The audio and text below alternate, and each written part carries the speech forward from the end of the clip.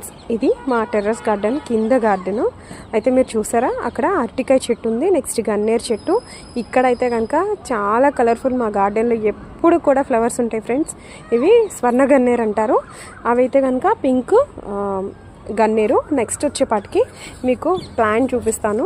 మాకు కింద second floor దగ్గర నుంచి కూడా అల్లుకుంది.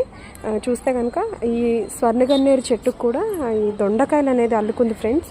అసలు ఎంత చూస్తే 1 కేజీ కాయల వరకు అయిపోయినాయి ఫ్రెండ్స్. ఇప్పుడు మళ్ళీ పూత వచ్చేస్తుంది, వారానికి ఒకసారి మ్యాక్సిమం అనేది వచ్చేస్తుంది. ఇక్కడ చూస్తే దొండకాయ చూసారా, చాలా బాగుంది.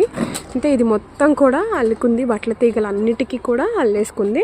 కానీ మనకి ఫ్రూటింగ్ మాత్రం, అంటే వెజిటబుల్స్ ఎప్పుడు కూడా లేనప్పుడు కూడా మనకి, మేమైతే పకోడీ అలా వేసుకుంటూ ఉంటాము. నెక్స్ట్ కర్రీ వండుకుంటాము, ఫ్రై చేసుకుంటాము. అన్నిటికీ కూడా